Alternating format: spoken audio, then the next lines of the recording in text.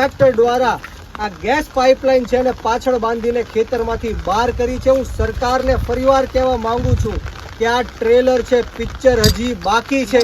જો આવનારા દિવસોમાં તમારી આ જે GSPL કંપની છે અમારા ખેતરમાંથી આ પાઇપલાઇનો બહાર નહીં કાઢે તો મેં આખા ગામના ખેડૂતો જાતે ટ્રેક્ટર લઈને બધી જ પાઇપલાઇનો બહાર કાઢીશું। એનું કારણ છે કે એટલા બધા સમયથી આ પાઇપલાઇનોની અમે રજૂઆત કરી, આવેદનો આપ્યા। જમીન આપણી, ધોળકાના સરગવાડા ગામે બ્રિજરાજ સોલંકી છે તેમણે જોવા જેવી કરી છે, કારણ કે GSPL કંપની દ્વારા ખેડૂતોના ખેતરની અંદર જે ગેસ પાઇપલાઇન નાખવામાં આવી રહી છે તેમાં આક્રમક મૂળની અંદર બ્રિજરાજ સોલંકી છે તે જોવા મળ્યા છે। બ્રિજરાજ સોલંકી આજે સરગવાડા ગામ પહોંચ્યા હતા। ત્યાં ખેતરોમાં જે પાઇપલાઇન નાખવાની કામગીરી ચાલુ હતી તેમને ઉખેડીને બહાર ફેંકી દેવામાં આવી છે। ટ્રેક્ટર વડે આ પાઇપલાઇનને ખેંચી અને બ્રિજરાજ સોલંકી અને ખેડૂતો જે છે તેમના દ્વારા બહાર ફેંકી દેવામાં આવી છે। એટલે કે બ્રિજરાજ સોલંકી જે છે તેમણે હવે લડી લેવાના મૂડમાં હોય તેવા દ્રશ્યો સામે આવ્યા છે, કારણ કે અગાઉ પણ તે ધોળકાના સરગવાડા ગામ પહોંચ્યા હતા અને ત્યાં ઉપવાસ આંદોલન પર એક દિવસ બેઠા હતા। છેલ્લા કેટલાક દિવસથી ધોળકાના ખેડૂતો જે છે તે ગેસ પાઇપલાઇન નાખવાને લઈને વિરોધ કરી રહ્યા છે, ત્યારે બ્રિજરાજ સોલંકી આજે આક્રમક મૂડમાં જોવા મળ્યા અને જે ગેસ પાઇપલાઇન GSPL કંપની દ્વારા નાખવામાં આવી રહી છે તેમને બહાર ફેંકી દેવામાં આવી છે અને તેમણે નિવેદન પણ આપ્યું છે કે ખેડૂતોને માત્ર વળતર નહીં પરંતુ તેમની જમીન બચાવવાની છે। ત્યારે કેવા દ્રશ્યો ત્યાં સર્જાયા હતા અને બ્રિજરાજ સોલંકીએ શું જોવા જેવી કરીએ, આવો જોઈએ।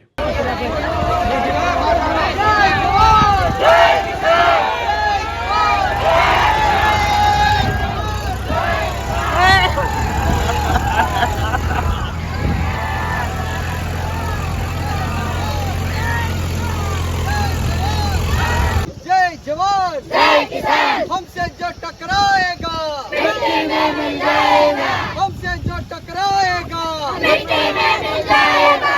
जय जवान जय किसान, जय जवान जय किसान।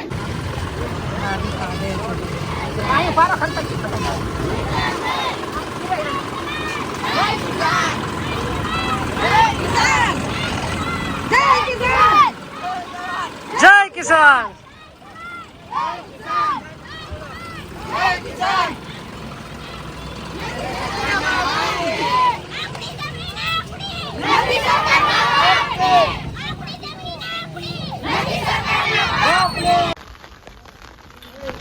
જય જવાન જય કિસાન। દોસ્તો, આજે અમદાવાદ જિલ્લાના ધોળકા તાલુકાના સરગવાડા ગામ મુકામે જે 20-25 યુવાનોએ છેલ્લા એક મહિનાથી મુહિમ ચલાવી હતી કે જે રીતના સરકારની GSPL એટલે કે ગુજરાત સ્ટેટ પેટ્રોલિયમ લિમિટેડ નામની કંપની જ્યાં સરગવાડા ગામની અંદર જે 1 વીઘાના 1.5 કરોડ રૂપિયા બોલાય છે એવી મોંઘી જમીનમાં આ ગેસ પાઇપલાઇન નાખવાનું જે કામ ચાલુ કર્યું હતું, ત્યારે છેલ્લા એક મહિનાથી આ સંઘર્ષ ચાલી રહ્યો હતો। અનેક દિવસોથી આંદોલન ઉપર અમે ઉતર્યા હતા।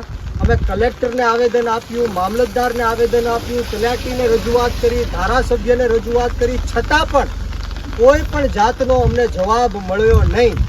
પરંતુ આજે આખા એક ગામ સમસ્ત નક્કી કર્યું, ખેડૂતોએ નક્કી કર્યું કે અત્યારે વરસાદી વાતાવરણ છે, અમારે વાવણીનો સમય થઈ ગયો છે અને આ ગેસની પાઇપલાઇનો અમારા ખેતરની વચ્ચે ઊભી છે, ત્યારે અમે ટ્રેક્ટર પણ ચલાવી નથી શકતા, બીજાના ખેતરોમાંથી જવું પડે છે। ત્યારે આજે આખા એક ગામ સમસ્ત અને ખેડૂતોની સાથે રહીને અમે ટ્રેક્ટર દ્વારા આ ગેસ પાઇપલાઇન છે ને પાછળ બાંધીને ખેતરમાંથી બહાર કરી છે। હું સરકારને ફરીવાર કહેવા માંગુ છું કે આ ટ્રેલર છે, પિક્ચર હજી બાકી છે।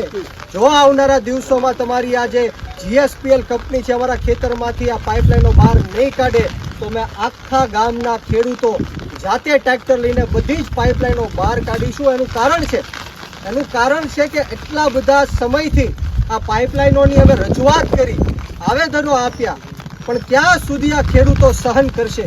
એક સહન કરવાની લિમિટ છે, શક્તિ છે, એ પણ અમારી ખૂટી ગઈ છે। ત્યારે હું સરકારને ફરીવાર વિનંતી કરું છું કે અમે અહિંસાને માનવાવાળા લોકો છીએ, પણ જો આ સરકાર અમારી વાત નહીં સાંભળે તો અમે શહીદ આઝમ સરદાર ભગતસિંહના માર્ગ ઉપર પણ ચાલવા માટે તૈયાર રહેશું।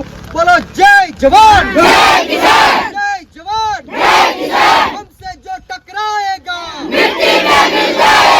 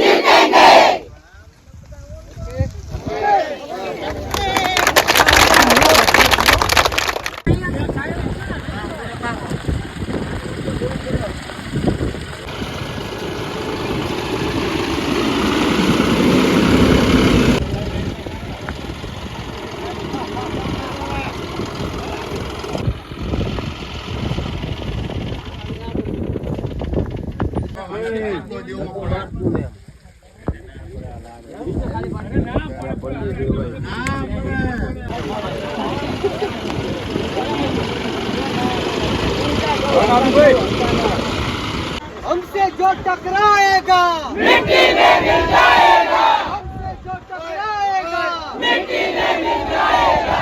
हमसे जो टकराएगा मिट्टी में मिल जाएगा। आपकी जमीन आपकी आपकी जमीन आपकी। जय जवान जय किसान।